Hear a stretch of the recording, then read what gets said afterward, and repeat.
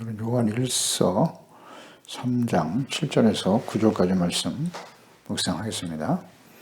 3장 7절에서 9절까지 말씀입니다. 말씀 있습니다. 자녀들아, 아무도 너희를 미혹하지 못하게 하라. 의를 행하는 자는 그의 의로우심과 같이 의롭고 죄를 짓는 자는 마귀에게 속하나니 마귀는 처음부터 범죄함이라. 하나님의 아들이 나타나신 것은 마귀의 일을 멸하려 하심이라. 하나님께로부터 난 자마다 죄를 짓지 아니하나니 이는 하나님의 씨가 그의 속에 거함이요 그도 범죄하지 못하는 것은 하나님께로부터 났음이라. 아멘. 하나님의 자녀와 마귀에 속한 자. 하나님의 법, 즉 말씀을 거부하고 불순종하는 것, 이것이 바로 불법이죠. 이 불법은 하나님의 권위를 거부하는 것이고 멸시하는 것이고 또 허물과 죄가 된다는 것이죠. 그러니까 구원받기 전에 하나님을 알지 못하고 자신이 하나님 앞에서 얼마나 심각한 죄인인가를 알지 못하고 살았던 사람들, 그것이 우리 이전의 모습이죠. 오늘 이 시대에 불신앙 가운데 있는 사람들의 자연인들의 모습이고요. 그러니까 죄의 기준이 무엇인지도 알지 못하는 사람들은 그냥 자신이 옳다고 여기는 대로 범죄하며 살아갈 수밖에 없는 것입니다. 그래서 허물과 불법에서 용서를 받는 일, 이것이 얼마나 복된 일인가를 우리는 생각하게 됩니다.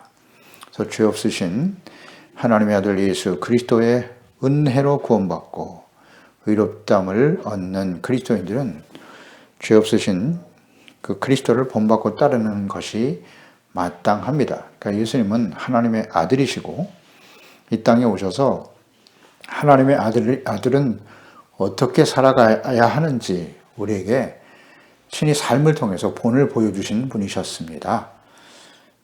그래서 우리가 예수 그리스도를 믿고 구원받아 말씀과 성령으로 거듭난 하나님의 자녀가 되었다라고 하는 것은 이처럼 하나님의 아들이신 예수 그리스도를 본받고 따라가는 것인데, 그러니까 예수님께서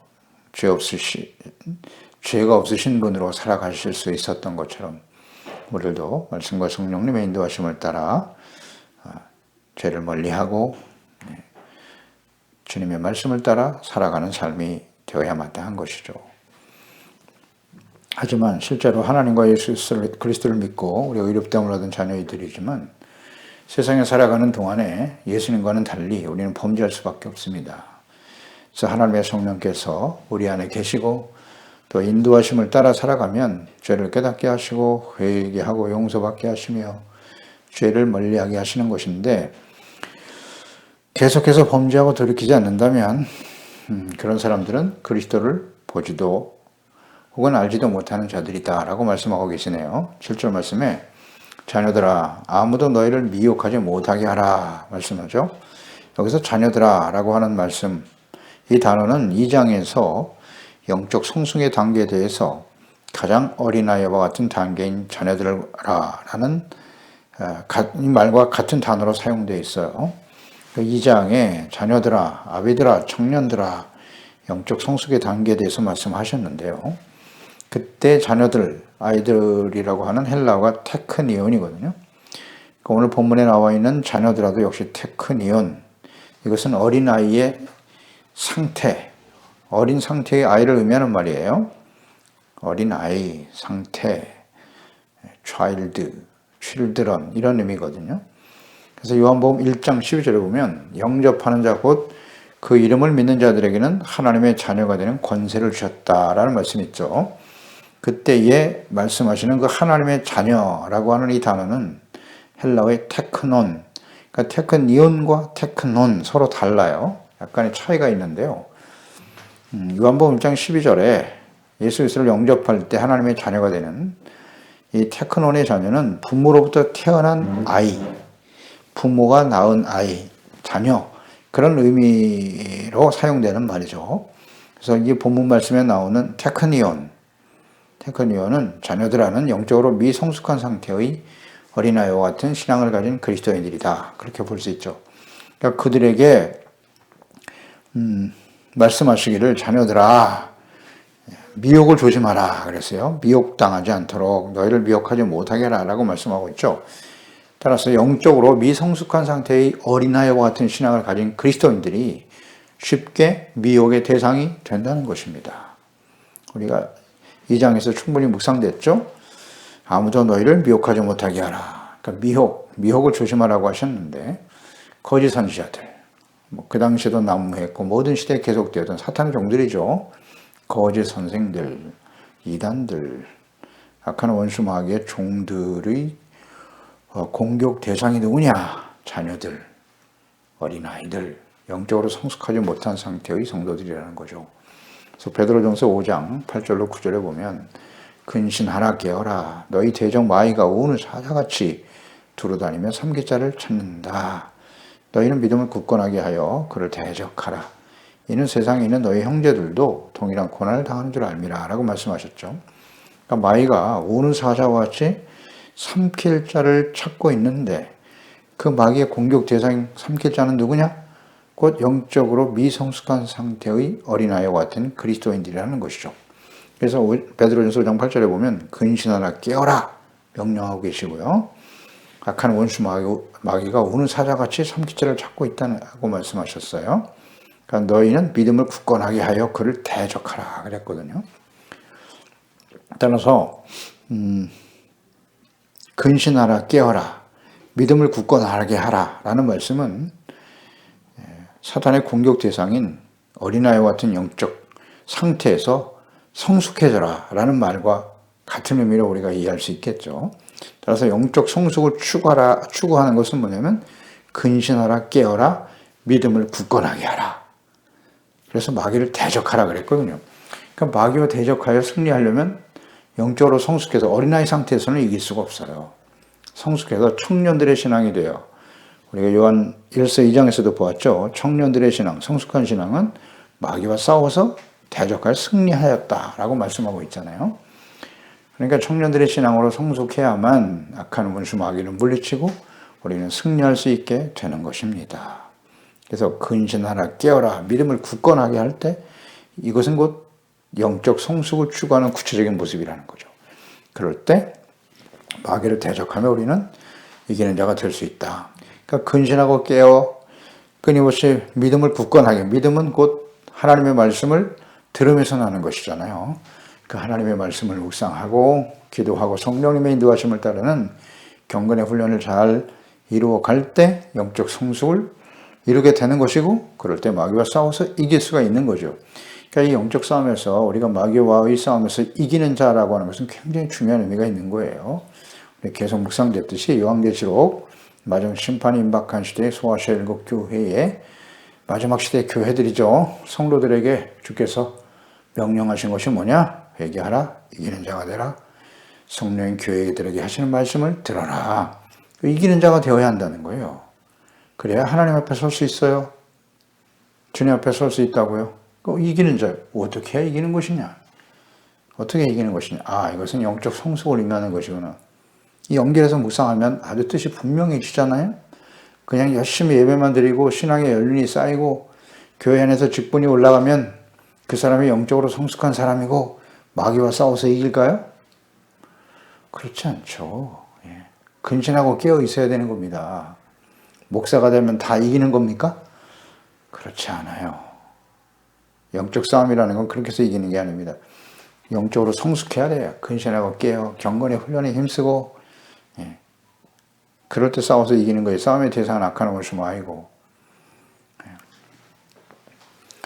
성숙하지 못하면, 성숙을 중단해버리면 이렇게 사탄의 공격 대상이 된다는 거 우리 말씀을 통해서 깨닫습니다. 그래서 자녀들, 성숙하지 못한 자녀들이 미혹당하지 않도록 해라. 어떻게 되냐? 영적 성숙을 추구해야 된다.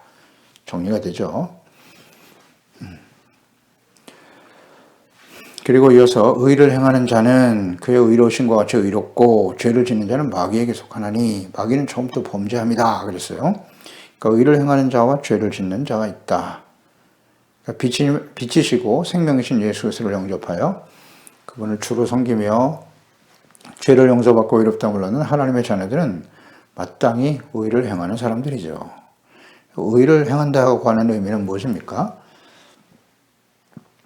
의의 기준은 언제나 하나님의 말씀이죠. 그러니까 하나님의 말씀을 따라 그 말씀을 듣고 믿어 순종하는 사람. 예. 말씀 앞에서 그래서 온전히 순종하는 사람이 의를 추구하는 것인데 우리가 온전히 그렇게 말씀을 따라 순종할 수 있느냐? 그렇지 못하죠. 따라서 말씀 앞에서 항상 말씀 앞에서예요. 자기 생각, 자기 옳다고 여기는 자기 생각은 중요하지 않아요. 하나님 말씀 앞에서 자신의 죄와 허물을 깨닫고 회개하며 용서받는 의를 추구하는 사람들, 예, 그렇습니다. 우리가 온전하지 못하기 때문에 회개하고 용서받는 것이 의라고 그랬죠. 예.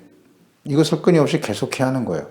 그러니까 의로우신 하나님과 그 아들 예수 그리스도와 함께 성령의 인도하심을 따라 살아가는 하나님의 자녀들은 의로우신 하나님을 본받아 따르게 됩니다. 이것은 너무나 자연스러운 일이에요. 자녀는 아버지를 닮는 것이 너무나 당연하죠. 부모를 보고 성장하기 때문에 부모의 성품, 삶의 가치 우선순위 말하는 것까지 닮잖아요. 자녀들은 생김새뿐만 아니라 당연히 부모를 통해서 보고 배우고 닮아가는 것인데 우리가 진정 하나님의 자녀라면 그 살아계신 하나님과 예수 그리스도와 인격적인 교제와 만남을 이루고 날마다 하나님의 말씀 속에서 하나님의 음성을 듣고 하나님의 뜻을 깨달아 배우고 성장해 가면 당연히 의를 행하는 하나님의 자녀로 살아가는 것이 마땅하죠. 그러니까 의로우신 하나님과 그 아들 예수 그리스도와 함께 성령님의 인도하심을 따라 살아가는 하나님의 자녀들, 당연히 의로우신 하나님을 본받아 따르게 되는 거예요. 그러니까 죄를 짓는 것을 아무렇지도 않게 여기는 사람들, 이 범죄하는 자마다 죄를 짓는 자마다 마귀에게 속한다고 그랬거든요. 그러니까 이 말씀의 의미는 죄를 짓는 것을 아무렇지도 않게 여기는 사람들이에요. 그건 하나님의 자녀가 아니라 마귀에게 속한 자들이다 라고 말씀하죠. 그러니까 마귀는 처음부터 범죄하였다. 그러니까 마귀, 디아블로. 이 마귀라고 하는 의미는 참소자라고 하는 의미를 가죠. 그러니까 형제들을 참소하고 정죄하고 비방하는 자. 그것이 이제 마귀의 문자적 의미라고 볼 수 있는데, 그러니까 에덴 동산에서 처음 사람인 아담과 하와를 미혹했죠. 결국 죄를 짓게 만드는 겁니다. 하나님은 선악과 나게 하는 나무의 열매를 먹지 말라고 먹으면 반드시 죽으리라 그렇게 말씀하셨죠. 그런데 사탄은 그렇지 않아, 죽지 않아. 이 거짓을 말하는 겁니다. 그래서 결국 그것을 따먹게 만들고 범죄함으로써 하나님 앞에 회개하고 돌이키지 못하죠. 핑계대고 회개하지 못함으로써 에덴 동산에서 쫓겨나 하나님과의 관계가 단절되고 사망이 찾아왔잖아요. 그러니까 사탄이 하는 일은 죄를 짓고 하나님의 공의 앞에서 사망에 이르게 하는 거예요. 사탄이 하는 일입니다. 그래서 창세 이후에 모든 시대에 하나님의 자녀들을 미혹하여 범죄하게 하는 일을 악한 원수 마귀 계속하고 있는 겁니다. 영적으로 성숙하지 못하게 하고 영적으로 미성숙하니까 분별력이 없는 것이죠. 하나님의 말씀과 사탄의 말을 구분할 줄 모르는 것이에요. 그러니까 예수님께서 재림하시고 심판하실 때까지 혹은 개인적으로 우리가 생을 마감할 때까지 계속하고 있다. 사탄의 역사는 계속되는 것입니다. 미혹하는 거예요. 그래서 범죄는 하나님의 말씀을 듣고 믿어 순종할 하나님의 자녀들이, 순종해야 될 하나님의 자녀들이 마귀의 미혹을 받아 분별하지 못하고 스스로 하나님의 말씀을 버리고 죄를 선택하는 거예요. 그게 범죄입니다. 그래서 범죄하는 순간 오늘 말씀해 보니까 마귀에게 속한 자가 되는 것이다. 자, 이 의미를 잘 묵상해 봐야 합니다. 우리가 하나님의 자녀, 하나님께 속한 사람들은 죄를 멀리할 수밖에 없어요. 죄를 좋아하지 않아요. 그 죄가 말씀 앞에 드러나면 하나님 앞에 진실한 마음으로 회개하고 돌이키게 돼 있어요. 잘못했습니다, 하나님. 근데 그게 정상인데 그게 하나님의 자녀들의 진정한 모습이죠. 근데 악한 원수 마귀는 계속 핑계대게 만들죠. 합리화시키죠. 그래서 그게 죄가 아니라고 생각하는 거예요. 돌이키지 못하기 때문에 계속 우리가 묵상되는 바이지만 에덴 동산에도 아담과 하와 하나님 범죄한 걸 보시고 하셨죠? 아담아, 내가 어디 있느냐? 내가 정령 내가 먹지 말라고 하는 열매를 먹었더냐? 알고 물으시는 거잖아요. 왜 물으셨어요? 회개하고 돌이키면 용서해 주시려고. 근데 핑계 대잖아요. 당신이 만든 여자 때문에. 뱀을 왜 에덴 동산에 두셔가지고 뱀 때문에 내가 죄를 지었나이다. 그 자리에서 무릎 꿇고 자백했으면 용서받았을 거예요. 사탄이 하는 일이에요. 그건 죄가 아니야. 그 정도가 뭔 죄야. 세상을 살아가려면 어쩔 수 없어. 핑계대고 합리화시키는 거죠. 사족을 달고. 그래서 마귀는 결국 그 죄를 가지고 하나님 앞에 참소하는 거예요. 비방하는 거예요. 그래서 마귀에게 속한 자가 되더라. 돌이키지 않아. 회개를 전혀 할 수 없다는 거예요. 하나님의 자녀라면 그럴 수 없죠. 그럴 수 없습니다. 그러니까 마귀가 참소하는 자이기 때문에 형제와 이웃을 참소하고 정죄하고 비방하는 자, 이건 마귀에게 속하여 함께 범죄하는 일이다. 이렇게 묵상되어야 합니다. 누가복음 6장 37절에 비판하지 말라. 그리하면 너희가 비판을 받지 않을 것이고 정죄하지 말라. 그리하면 너희가 정죄를 받지 않을 것이요. 용서하라. 그리하면 다 조건절이죠. 너희가 용서를 받을 것이요. 그랬어요. 비판을 받지 않으려면 우리가 비판하지 말아야 된다. 정죄하지 말라고 말씀하잖아요. 로마서 14장 13절로 이어지죠. 그런즉 우리가 다시는 서로 비판하지 말고 도리어 부딪힐 것이나 거칠 것을 형제 앞에 두지 않도록 주의하라. 우리가 해야 할 일입니다. 하나님의 자녀들이라면 정죄와 비판, 그보다는 용서하라. 그러면 너희가 용서를 받는다. 우리가 용서해야 이웃의 죄를, 형제의 죄를 용서해야만 하나님께로서부터 우리가 용서받을 수 있다. 긍휼히 여긴 자는 복이 있나니 긍휼히 여김을 받으리라. 팔복의 말씀과 통하는 거죠. 마태복음에도 주님께서 말씀하시잖아요. 너희가 하나님 앞에 기도할 때 우리 이웃의 죄, 형제의 과실을 용서하지 않으면 하나님께서 너희의 과실을 용서하지 않으신다. 그래서 이 죄를 깨닫고 돌이킬 수 있다는 게 하나님의 자녀의 모습이에요. 자녀들의 모습이라 마땅한 모습이에요. 근데 마귀에 속한 자는 절대 회개가 안 되는 거죠. 짐짓죄, 고범죄죠. 그러니까 하나님이 심판과 불이 기다릴 뿐이다. 회개하면 용서받을 텐데. 그러니까 대인관계에 있어서의 성령의 열매는 뭐다? 오래 참, 자비, 양선. 세 가지밖에 없어요. 나머지는 다 육체입니다. 합리화시키면 안 돼요. 하나님의 자녀들과 같이 의를 행하는 자가 될 것인지 아니면 마귀에게 속한 자가 되어 범죄하는 자가 될 것인지를 선택하는 거예요. 빛의 열매, 성령의 열매는 착함, 의로움, 진실함, 오래 참, 자비, 양선뿐이라고요. 이웃에 대해서, 형제에 대해서, 가깝게는 우리 가정에서 남편과 아내 간에, 부모와 자녀들 간에, 형제들 간에 어떤 열매를 맺고 있나요? 자꾸 합리화시키잖아요. 상대방이 그래서 나는 어쩔 수 없었어요.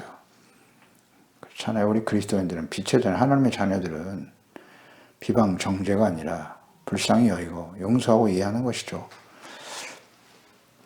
중요한 것은 선택이라는 거예요. 하나님께 속한 하나님의 자녀로 살아갈 것인가, 사탄의 미혹을 받아 사탄에 속한 삶을 선택할 것인가. 신명기 30장 19절 이하에 가나안 땅 들어가기 전에 하나님의 언약의 백성들에게 하신 말씀이잖아요. 내가 오늘 하늘과 땅을 불러 너에게 증거를 삼노라. 내가 생명과 사망과 복과 저주를 내 앞에 두었은즉 너와 네 자손이 살기 위하여 생명을 택하라. 살기 위하여 내 하나님 여호와를 사랑하고 그의 말씀을 청종하며 또 그를 의지하라. 그는 내 생명이시고 내 장소이시니 여호와께서 내 조상과 아브라함과 이삭과 야곱에게 주려고 맹세하신 땅에 내가 거주하리라. 아멘. 네. 하늘과 땅을 불러 너에게 증거를 삼았다. 그러니까 즉 하늘과 땅이 없어지기 전에는 이 말씀은 계속된다는 거죠.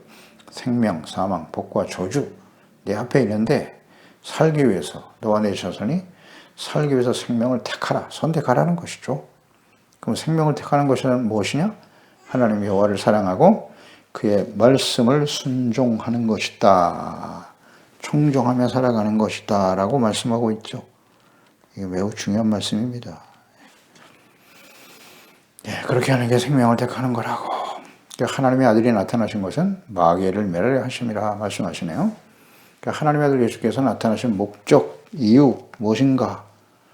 하나님의 아들, 이 땅에 왜 보내심을 받았는가? 그것은 하나님의 말씀을 버리고 마귀의 유혹을 받아 범죄하여 하나님의 공의의 심판에 처할 수밖에 없는 사람들, 그리고 하나님의 자녀들을 용서해 주시기 위해서 하나님의 아들 예수 그리스도를 보내주신 것이죠. 마귀를 멸하기 위해서다 그랬어요. 마귀가 하는 일은 미혹, 그리고 정죄하고 하나님께로부터 떠나게 하는 거죠. 하나님의 공의의 심판 앞에서 사망에 이르게 하는 거. 거기서부터 자유함을 얻게 하기 위해서 오신 분이 예수님입니다. 그러니까 마귀가 하는 일을 잘 생각해야 됩니다. 미혹, 범죄, 그로 인해서 회개하고 돌이키지 못하는 완악함이죠. 이스라엘 백성들이 우리가 구약성경 선지자를 통해서 끊임없이 외쳤던 말씀을 듣지 않고 완악함으로 결국 이스라엘, 유다는 이방인들에 의해서 멸망의 길을 가게 되었다. 원인이 뭐다? 우상 숭배이긴 한데 근본적 내면적으로 보면은 그들은 말씀을 듣고 따르지 않은 완악함 때문이죠. 무지와 완악함, 하나님을 몰랐다. 그리고 하나님 앞에서 자신의 죄가 얼마나 심각한지를 몰랐다. 잘 모르니까 분별력이 없죠. 하나님의 말씀과 뜻을 모르니까. 알아도 자신의 뜻과 맞지 않으면 거부하는 완악함, 이런 것들입니다. 이게 마귀가 하는 일이에요. 사람들을 무지하게 만드는 거예요. 하나님의 말씀에 대해서 잘 모르게 해요. 자신의 죄가 얼마나 심각한가를 모르게 하는 거예요. 나는 예수님 그 구원받았으니까 그냥 그대로 쭉 살아. 내가 원하는 대로 살라고. 그러면 천국에 갈 거야. 이게 다 거짓이죠. 하나님은 그렇게 말씀하지 않아요. 예수 믿고 구원받아 이롭다는 것은 하나님의 절대적인 은혜로 된 것이죠. 은혜 받고 이롭다고 구원받은 이후에는 어떻게 살아야 하는가? 그게 성경 전체의 가르침 아닌가요? 핵심적인 하나님의 뜻이 아닌가요? 하나님의 자녀와 백성들이, 언약의 백성들이 왜 멸망의 길을 가게 되었는가? 그러니까 어떻게 마귀를 멸하시는가? 마귀를 멸하기 위해서 예수님이 이 땅에 오셨다는 거예요. 그럼 어떻게 마귀를 멸하셨나요? 마귀를 멸하시기 위해서 예수님이 오셨다. 잘 알고 있나요? 어떻게 이기셨죠?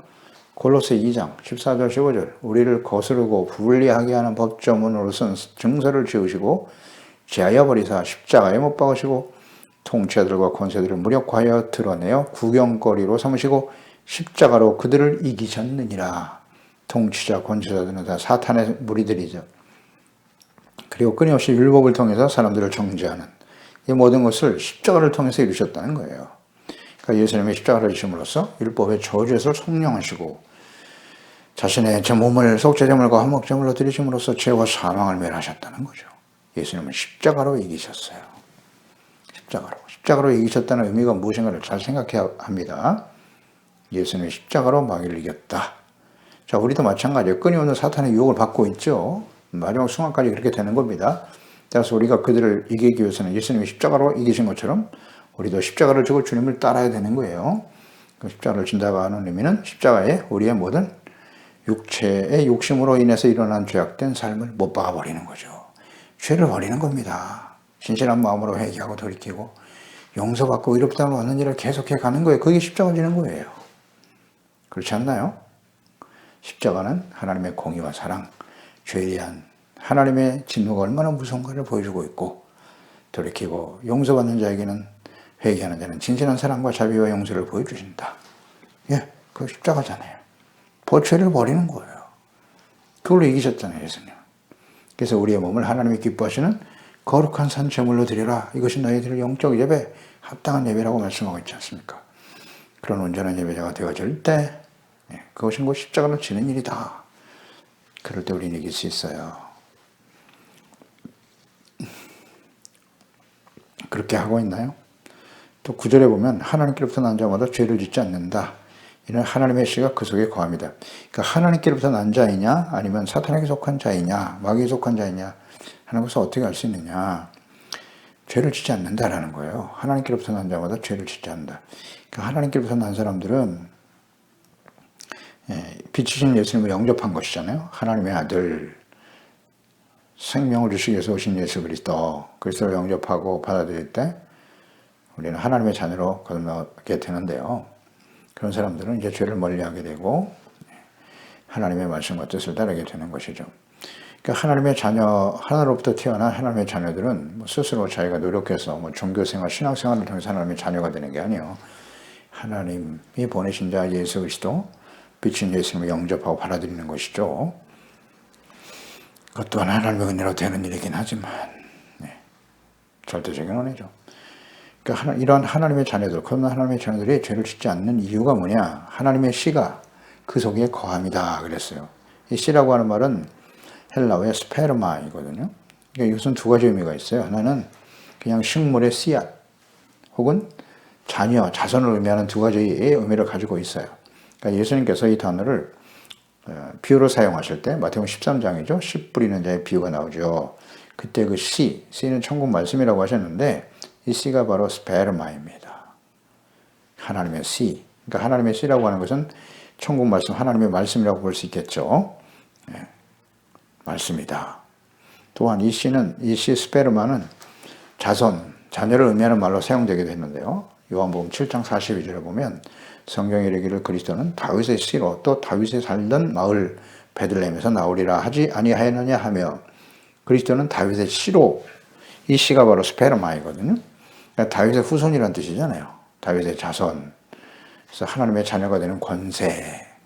우리 안에 거하시는 성령을 의미하기도 한다고 볼 수 있어요. 왜냐하면 씨가 우리 안에 거하신다 그랬으니까. 씨는 하나님의 말씀이고 씨는 하나님의 자녀란 뜻이고 또 우리 안에 거하신다라고 하는 의미로 볼 때 성령께서 우리 가운데 임하신다고 하셨으니까 성령의 진리 영이신 예수 그리스도의 영이신 성령님의 인도하심을 따라 살아가는 하나님의 자녀 뭐 그런 의미겠죠. 그렇게 우리가 묵상이 됩니다. 그런 사람들은 결코 범죄할 수 없다라는 거예요. 맞지 않나요?